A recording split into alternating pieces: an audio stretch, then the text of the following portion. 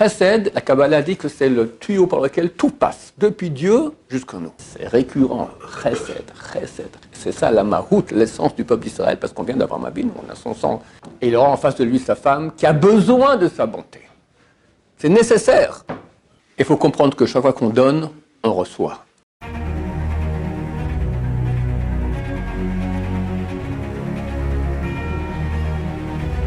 Ce jour dédié pour l'élévation de l'âme de Rachel Bat Marcel par son gendre et sa fille, Yankel et Diane Myriam Lefebvre.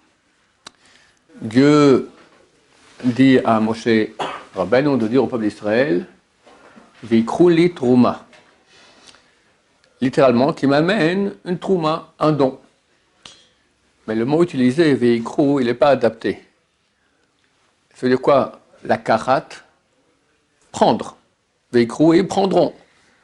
C'est exactement le contraire. Ils ne vont pas prendre une trouma, ils vont donner une trouma. Prendre signifie dans ce sens-là, vers moi. Alors que donner, c'est vers l'autre. Dans le sens simple, ce n'est pas une question, parce qu'on peut dire Veikrou, je vais prendre pour t'amener. Je vais t'amener, d'accord? Je vais prendre pour te donner. Mais néanmoins, normalement, la Torah doit utiliser un terme plus adapté. Je vais donner. Donner une trouma, donner un don.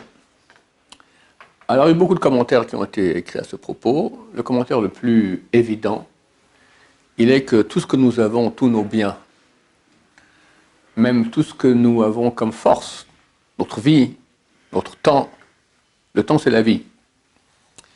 Quand j'utilise ce temps pour moi, quand j'utilise mes biens pour moi, alors ça reste un circuit fermé, très petit. Ça reste dans le domaine du temporel, du mortel. Ce temps va passer, et toi tu vas passer aussi, c'est terminé. D'accord? Quand je prends ce temporel qui vient du monde fini, et je fais avec un acte de bonté. Je prends une pièce d'argent, je donne à un pauvre. Cette pièce d'argent, je l'ai perdue. Au niveau du fini, tu as raison. Tu as moins d'argent. Mais en fait, tu as gagné de cette pièce-là que tu as donnée, tu as gagné infini. L'argent, ça vient et ça part. Il y en a qui sont très riches et deviennent pauvres, d'autres qui viennent très riches subitement. Il y a toutes sortes de choses. Mais l'argent que quelqu'un va utiliser pour l'infini, c'est quoi l'infini? C'est pas jeter vers Hachem. C'est donner à celui qui a besoin. Un pauvre. Ou à une association qui enseigne la Torah, une synagogue, à l'époque du temple pour le temple, tout ce qui est dans la sainteté, tout ce qui est l'autre, tout ce qui a à voir avec Dieu. Alors, d'une réalité petite, une pièce de fini, tu as fait de l'infini. C'est extraordinaire. Donc, quand tu amènes une trouma, un don, comme Dieu ordonne dans la paracha, pour la construction du sanctuaire, tu reçois. Veikrou, ils prendront à moi une trouma. C'est ça, prendre. Et là, j'entends une histoire extraordinaire. Qu'il y avait un type religieux qui avait une grande boîte. Bon, Hachem, ça marchait bien. Et il cherchait une secrétaire générale. Il fallait quelqu'un de solide, avec une grosse tête, d'accord, bien responsable, etc. Bon, alors il a mis des annonces et des gens sont présentés. Et un beau jour, il y avait deux femmes qui étaient candidates pour recevoir ce poste-là. Et la première rentre. C'est une femme d'Avrer, quelqu'un qui dit la Torah, qui a 6 enfants. Et il voit qu'elle est vraiment très très bien. Bon, ok, il fait rentrer la deuxième, qui n'est pas mariée, religieuse aussi, une femme pas mariée, mais il voit qu'elle est extraordinaire. Il dit, écoutez, c'est bien simple, demain vous commencez à travailler. Vous gagnez 10 000 shekels par mois, c'est une paye extraordinaire en Israël, enfin, pour commencer comme ça, vraiment très très bien, plus 2 000 de bonus, plus une voiture à votre service, voilà, commencez demain à travailler. La fille est très contente, mais dit, écoutez, j'ai réfléchi un peu, je pense que c'est mieux que de donner ce travail à celle qui était avant moi. Moi, je ne suis pas marié, j'ai pas besoin de tout cet argent-là. Moi, j'ai parlé avec elle, c'est une fille très bien, j'ai vu elle a un avraire comme mari, elle a 6 enfants. J'ai souvent vu l'interviewer aussi, je pense qu'elle est tout aussi bien que moi. Bon, le directeur, il a accepté. Ils ont appelé le soir la femme de l'avraire, elle a été embauchée. Le même soir, le directeur raconte à sa femme ce qui s'est passé. Puis, elle se super épatée, mais c'est bon, quelle bonté, quelle gentillesse, quelle attention à l'autre, elle lui doit rien. Donne-moi son téléphone. La femme du directeur appelle la dame. Il dit, écoutez, j'ai entendu ce qui s'est passé. La jeune fille, dit, ce qui s'est passé aujourd'hui, je suis la femme du directeur de la boîte ainsi, voilà, etc. Je pensais que ça fait un acte qui est vraiment très très beau, tout ça, et écoutez, voilà, ne soyez pas choqués, mais bon, j'ai un fils à marier, et je serais intéressé à ce que vous le rencontriez. Silence à l'autre bout du fil. La jeune fille commence à poser quelques questions, qui est le garçon, ok, j'accepte de le rencontrer, ça coûte rien. Ils sont rencontrés, re-rencontrés, et ils sont mariés. Elle a donné, en fait, elle a reçu. Il faut comprendre que chaque fois qu'on donne, on reçoit. Alors on peut recevoir immédiatement, le même jour, un mari, ou une femme, on peut recevoir dans l'amaba, on peut recevoir dans les deux, mais jamais on perd. C'est une halakha. C'est une halakha. Vous savez qu'il y a un livre, le grand livre d'halakha, c'est le Shulchan Aruch. C'est pas un livre de moussard. Il n'y a pas de moussard là-bas. C'est pas soit meilleur. C'est l'halakha. C'est marqué, celui qui donne la tzedaka, jamais il sera pauvre à cause de cela. Quelqu'un peut croire qu'en donnant la tzedaka, il va perdre, jamais il perd. Pardon? Non. C'est marqué qu'on n'a pas le droit de donner tout. À l'époque du Rambam Maïmonide, au Yémen, il y a eu un faux messie. Quelqu'un qui a dit qu'il était le messie. Et la communauté a écrit une lettre au Rambam, lui demandant quoi faire. Alors il y a 4 lettres qu'on connaît du Rambam. Une s'appelle Igeret Teman, la épître au Yémen. Fantastique, phénoménal. C'est à lire, hein. Ça parle du Mashiach, c'est un vrai, c'est extraordinaire. C'est extraordinaire. La galoute, la géoula, c'est extraordinaire. Mais là-bas, il dit, ce type-là, il est fou. Parce que il a dit comme ça, il a dit, ce faux messie, que tous les riches donnent tout leur argent aux pauvres. Gros malin. Alors les riches deviennent pauvres et les pauvres deviennent riches. Alors maintenant, il faut que les nouveaux riches, qui étaient pauvres avant, donnent de nouveau tout aux nouveaux pauvres, d'accord? C'est complètement idiot. Donc il faut donner au moins 10%. Et si on n'a pas besoin du reste, il faut donner plus. 20%, des fois même 50%. Mais ça aide. J'ai un ami qui m'a appelé il y a une semaine environ. Il habite les coudes, d'accord? Il fait des affaires et ça ne marche pas. Mais toujours. À un point tel qu'ils ont décidé, peut-être sa femme va rentrer chez les parents dans un autre pays, etc. Et bon, tape à la porte, des pauvres, 3 pauvres qui rentrent. Il leur donne à manger, il n'a pas beaucoup à manger, il leur donne, etc. Et il lui demande s'il peut donner un peu d'argent. Lui, il avait en tout $48, c'est tout, toute sa fortune. Il donne les $48. Le pauvre dit, se met à pleurer, écoute, c'est pas assez, il me faut plus. Alors le type lui dit, écoute, aujourd'hui, tu es plus riche que moi. Il a eu tort de faire comme ça. Parce qu'on ne doit pas donner tout son argent. Il m'a dit, si ma femme est au courant que je donne de l'argent, je me fais. Mais elle a raison, sa femme, je veux dire, tu as aussi une famille, d'accord. Mais néanmoins, les pauvres sont allés voir les responsables de la communauté, dites, écoutez, il y a un pauvre ici qui n'a rien du tout. Ah, ils sont venus, ils ont dit, on va t'aider. Donc en fin de compte, quand même, il n'aurait pas dû agir ainsi. Mais tu vois que tu donnes, tu reçois. Toute la Torah, du début à la fin et encore un peu plus, essentiellement c'est ça. Au niveau kabbalistique, il y a plusieurs noms de Dieu. Vous savez qu'on peut écrire le nom de Dieu, on écrit Yud Kevavke, d'accord? Mais on peut écrire Yud, on écrit Yud Vav Daled. Après Hey, on peut écrire Hey Yud ou Hey Hey Hey Vav. Il y a 4 façons d'écrire le nom de Dieu. Le plus haut de tous, sa valeur numérique, elle est 72. Valeur numérique Chesed. Chesed, la Kabbalah dit que c'est le tuyau par lequel tout passe, depuis Dieu jusqu'à nous. Parce que Dieu, c'est ça. Pourquoi il a créé le monde? Il s'ennuyait par Chesed, par bonté. Et la Torah commence comme ça, dit Chazal, commence par la bonté de Dieu. Il a créé la femme à l'homme. C'est parti de Chesed. C'est marqué qu'un pauvre, vous lui donnez Dei Marsoro, tout ce qu'il aura besoin. Chazal disent toutes sortes, à la fin, une femme aussi, ça fait partie, d'accord? C'est un grand Chesed de s'occuper de trouver Des femmes pour des hommes et des hommes pour des femmes. Ils sont pauvres à ce niveau-là, ils sont en manque. Hachem, il a amené la femme au premier homme. Et après, il les a habillés, il leur a fait cotonot or, des habits de peau. Et à la fin de la Torah, Dieu il a enterré Moshe Rabbeinu et toute la Torah, c'est que ça. Notre ancêtre, Abraham Avinu, sa spécialité, c'est le chesed. Aider. Il a fait la Brit Mila, ça fait très très mal le premier jour, une chaleur torride. Il est triste qu'il n'y a pas d'invités. Dieu amène des anges, il s'occupe d'eux, il leur fait à chacun une langue de bœuf, etc. Il part en guerre. Lui seul, avec 317 esclaves, en guerre contre 4 rois qui ont vaincu 5 autres rois. C'est du chesed. Moshe Rabbeinu, dès qu'il grandit, il sort aller voir ses frères en esclavage. Et il voit qu'un capot, il tape sur lui, il le tue. Chesed. Eliezer, le serviteur d'Avraham Avinu, il cherche une femme pour le fils d'Avraham Avinu, Yitzhak. Il va regarder, il trouve Rivka. Une seule chose il demande, il veut voir le chesed. Il demande à boire, il donne à boire à tous les chameaux.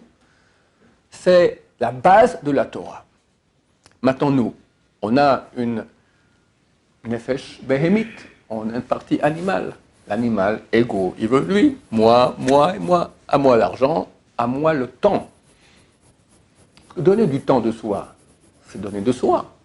Il n'y a rien qui a plus de valeur que le temps, ça vaut beaucoup plus que l'argent. Le temps, c'est la vie. Le temps, c'est la vie. Quand tu donnes de ton temps, tu prends une partie de ta vie que tu donnes à un autre pour un autre. Tu perds, mais tu gagnes. Tu gagnes énormément. Combien c'est grand ceux qui donnent d'eux-mêmes aux autres. Alors, il y en a qui croient qu'il faut faire une grande association d'entraide, etc. On raconte une histoire qu'il y avait un avraire, d'accord, et lui, il voulait faire du chesed. Alors, il s'est inscrit dans une grande association qui aidait dans les familles qui ont des besoins, etc. Le mari est trop absent, ou bien ils ont trop d'enfants, d'aller aider. Ok, alors il s'est inscrit, puis ils l'ont appelé, voilà, puis... Alors, c'est un ordinateur qui vérifie où tu habites et où la demande d'une famille proche.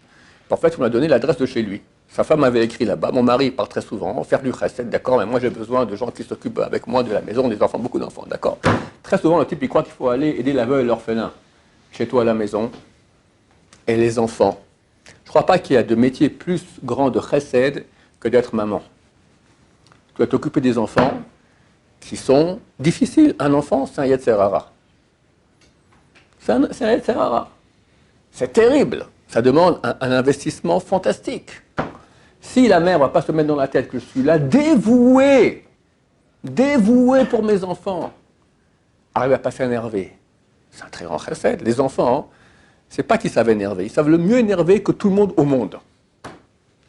Exactement, jouer sur la corde sensible. Et les moments clés, le repas de Shabbat, il ne faut pas s'énerver, c'est très grave. Rosh Hashanah, encore pire. Et l'enfant fait exactement le truc que tu ne supportes pas. Quel travail de chesed. Rester gentil, calme, sourire. L'enfant parle à sa mère, elle fait la vaisselle. Elle répond. Mais si elle fait un vrai chesed, elle se tourne vers lui et lui répond. Regardez l'autre. Chazal dit, celui qui sourit à son prochain, c'est comme si lui donne un verre de lait. C'est facile, mais il faut y penser. C'est facile de sourire, il faut y penser. On est égoïste. Je parle sur moi surtout, pour moi surtout, d'accord. Mais la Torah, sans cesse, et je vais donner quelques exemples, mais du début à la fin, c'est récurrent, chesed, chesed. C'est ça la mahout, l'essence du peuple d'Israël, parce qu'on vient d'Avraham Avinu, on a son sang. Et au contraire, celui qui ne fera pas de chesed. Alors c'est connu. Mida keneged mida, Dieu se compare avec toi comme toi tu te comportes avec les autres. Alors Dieu aussi, il va couper les robinets. Ça vaut la peine? Tu perds. Veikrou les troumas, tu veux gagner dans l'essentiel, gagner. Et olamazé, olamaba. L'essentiel c'est olamaba, gagner l'éternité, devenir à l'image de Dieu, combien c'est grand. Quelqu'un qui est bon, eh ben il est aimé. Quelqu'un qui est égoïste, il n'est pas aimé. Pourquoi aujourd'hui il y a tellement de problèmes de shalom bayit? Un manque de chesed, c'est tout. Pourquoi Dieu a fait qu'on se marie un homme avec une femme? Il aurait pu nous laisser ensemble. On a été créés, hommes et femmes, un seul corps. Pourquoi il sépare? Pourquoi il sépare? Franchement, c'était le truc à ne pas faire. Tu as vu un peu les problèmes de Shanghai que ça crée. Si on était unis, fini. On ne veut pas divorcer. Quoi. Je veux divorcer d'une partie de mon corps. Que dit le verset? Lotov heyot Adam levado. Ce n'est pas bon que l'homme soit seul. S'il est comme ça seul, ça veut dire homme-femme lié, il ne pourra pas devenir bon. Et mon but, c'est qu'il soit bon. Je vais le séparer. Et il aura en face de lui sa femme qui a besoin de sa bonté. C'est nécessaire.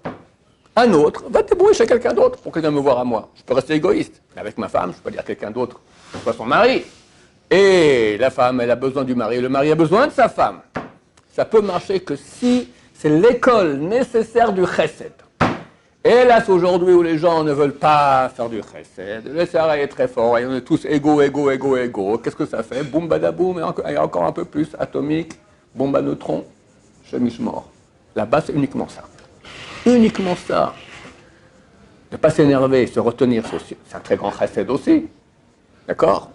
Une fois, un rave allait dans la rue, un siècle environ, et tout à coup, quelqu'un avec une calèche s'arrête, lui dit « Je peux vous prendre chez vous ?» Il dit « Non, non, c'est bon, j'habite tout près. Non, non, mais je veux absolument vous prendre chez vous en calèche, pas à pied. » « Mais ça va, je peux aller.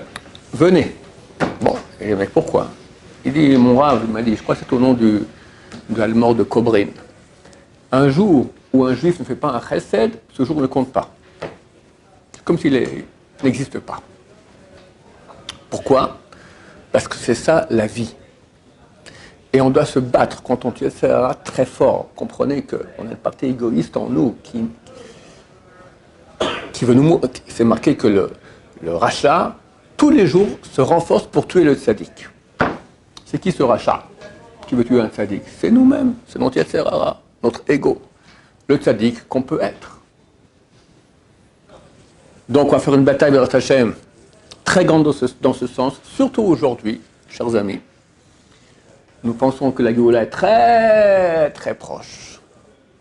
Et le monde est en train de vivre ce qui s'appelle Chevle Mashiach, les douleurs d'enfantement du Messie. C'est pas que maintenant ça commence, l'essentiel était pendant la Shoah, mais aujourd'hui on voit qu'il y a beaucoup, beaucoup de mal dans le monde. Terrible, sans parler des attentats, etc. Mais tous les problèmes qu'il y a, les maladies, le manque de paix, la pauvreté, tout va complètement de travers. Un point tel. La Gemara, dans le traité Sanhedrin, page 98b, cite deux rabbins qui disent qu'ils veulent que Mashiach vienne, mais ils ne veulent pas être présent quand il viendra, tellement ça va être difficile. Un des deux s'appelle Oula, moyen mémotechnique se rappelle de son nom, Oulala, et Rabba, qui était le maître de Abaye. Rabbi Yochanan, il dit, moi je veux être présent, même à l'ombre du crottin de l'âne du Mashiach. Mais rater ça, je ne veux pas.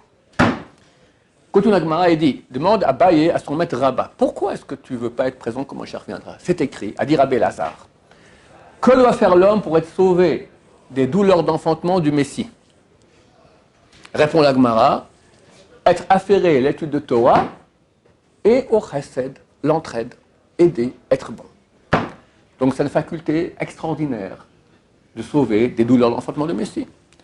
Rabba répond, il y a une autre chose, il faut faire tchouva aussi. Il y a peut-être des péchés qui vont faire qui amènent. En tout cas, nous voyons que c'est une secoula la plus grande qu'il puisse y avoir contre le mal qui peut arriver, le chesed.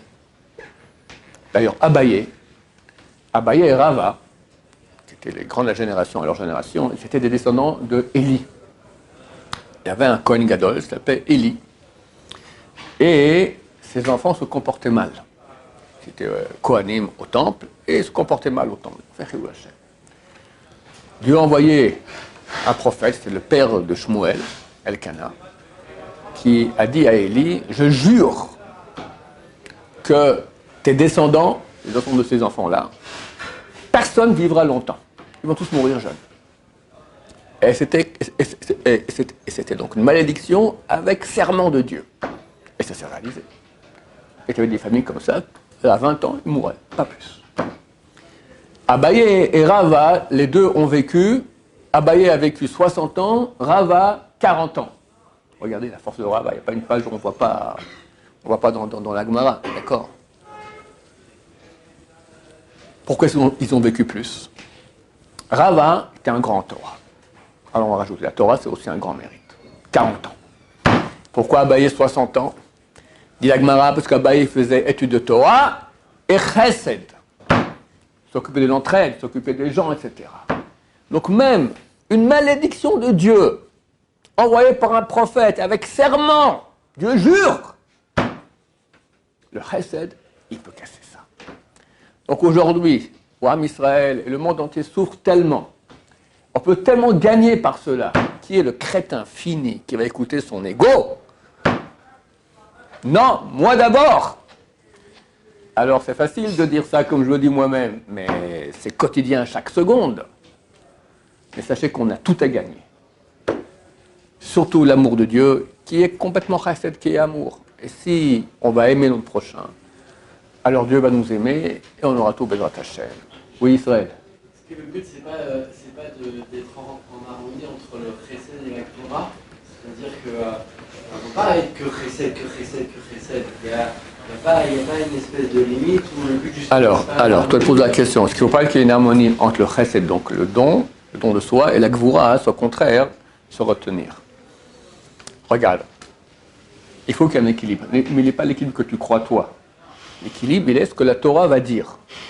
Par exemple, c'est marqué, voilà, on ne peut pas donner l'argent plus que la moitié que ce qu'on a. 10%, après si on peut plus 20%, c'est marqué pas plus que 20%, mais dans des cas exceptionnels, la moitié. Il y a des cas encore plus que cela. Ça, il faut voir ce que dit la halakha dans chaque cas. Quelqu'un qui va être que don de soi, même dans les cas où la Torah, je connais quelqu'un, voilà, on veut lui donner tzedaka, dit je refuse, je ne vais pas prendre. Quelqu'un qui doit prendre un tzedaka pour manger, qui ne prend pas, la Torah le traite d'assassin, chauffeur d'amim, assassin de sa propre personne. Tu as une famille, tu as des enfants, quoi? De quoi? Qu'est-ce qu'ils vont manger? Non, moi je ne prends pas la tzedaka. Assassin! Donc, oui, des fois, il ne faut pas être trop chesed, mais pas comme on pourrait croire. Et le Rav, il a dit qu'il faut qu'il y ait un équilibre entre la gvura et le chesed. Non! Il faut voir que dit la halakha. Que dit la halakha. Et c'est dangereux de dire ce que tu dis, parce que de toute façon, on va se dire, bon, ok, dans ce cas-là, il faut que je garde un petit équilibre, et hop, et je vais me retenir de faire du chesed. C'est ça le danger. Donc, le chesed que Dieu demande, il est énorme. Il est énorme. Regarde. Abraham Avinu, d'accord? Il fait la Brit Mila sans anesthésie à l'époque. Il est vieux, il a 100 ans. 99 pour être précis. D'accord? Il fait chaud, torride. C'est le moment d'aller faire du chesed. Repose-toi un peu. C'est complètement légitime. Eh bien non. Voilà, nous on doit voir, c'est écrit, chaque juif doit dire, quand arriveront mes actions aux actions de mes ancêtres, Abraham, Yitzhak et Yaakov. Ça va être notre target, d'accord? Notre but, voilà, comme exemple. Donc on peut vraiment y aller. Quand il faudra un équilibre, on ira voir un rabbin, quel est l'halakha dans ce cas-là, oui, non, comment, qui, quoi, donc. Voilà. D'autres questions? Et comme je dis, chers amis, pas besoin d'aller ouvrir une grande organisation de chesed, d'entraide, etc. La gentillesse avec son prochain, le plus proche, son conjoint, ses enfants, ses parents.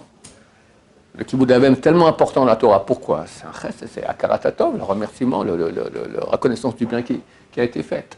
Les voisins, les amis, d'accord? Peut faire énormément. C'est ce que l'essentiel que demande Dieu. Dieu demande une grande boîte pour aller aider les pauvres. C'est bien aussi, mais c'est quelqu'un qui est comme ça, mais qui est dans la relation avec les autres proches. Il n'est pas un grand bal chesed, ça vaut rien. Moi, je vous dis, ça vaut rien. Je ne sais pas si c'est écrit, mais j'imagine. Parce que ça prouve qu'en fait, ce n'est pas du chesed. Il fait ça pour son nom, il fait ça pour son kavod, il fait ça pour son rolam haba, pour lui. Parce que c'est vraiment un vrai bal chesed, quelqu'un qui fait vraiment pour l'amour de l'autre. Alors pourquoi tu ne fais pas l'amour pour les autres qui sont les plus proches de toi? C'est plus logique, non? Voilà, il y a beaucoup de travail à faire dans ce domaine. Baruch Adonai, l'olam, amen va amen.